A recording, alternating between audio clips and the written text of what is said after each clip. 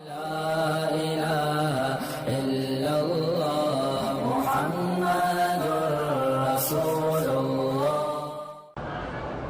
فجر کی نماز کے بعد جب تک سورج نہ نکلے نماز نہ پڑھیں، عصر کے بعد جب تک سورج ڈوب نہ جائے نماز نہ پڑھیں۔ اذان کے وقت اگر ہم گھر میں کھڑے ہیں تو بات کر سکتے ہیں؟ ہاں کر سکتے ہیں۔ میرے بھائی نے عمرہ تو کیا ہے لیکن نماز ہی نہیں ہے، تو ایسی عمرے کا کیا فائدہ ہے جب نماز نہ پڑھے؟ نماز تو فرض ہے، جب وہ فرض کو چھوڑے ہوئے توبہ کرے اور نماز کی پابندی کرے۔ میرا خاوند مجھے بہت تنگ کرتا ہے، وہی 2 رکعت نماز پڑھ کے یا مانعو 70 دفعہ پڑھ کے دم کر کے کھلائیں۔ ٹی وی پر غیر محرم عورتوں کو نہ دیکھا کریں، خبریں ہوں یا کچھ ہو۔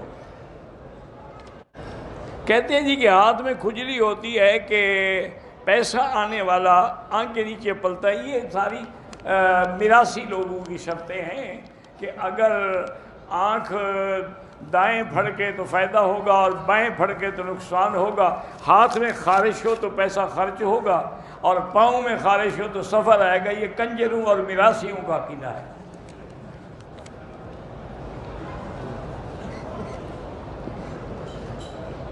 میری والدہ کا انتقال ہو گیا، اللہ اس کی مغفرت فرمائے۔ طواف بغیر وضو کے نہیں کر سکتے، طواف نماز کے حکم میں اللہ کے بندے۔ طواف کے بعد 2 رکعت واجب مقام ابراہیم پہ پڑھیں یا سارے حرم میں جہاں چاہیں۔ ہر طواف کے بعد زمزم پینا ضروری نہیں ہوتا، لیکن پیئے تو اچھی بات ہے۔ شوہر اپنی بیوی کا بدن دیکھ سکتا ہے؟ ہاں جی دیکھ سکتا ہے۔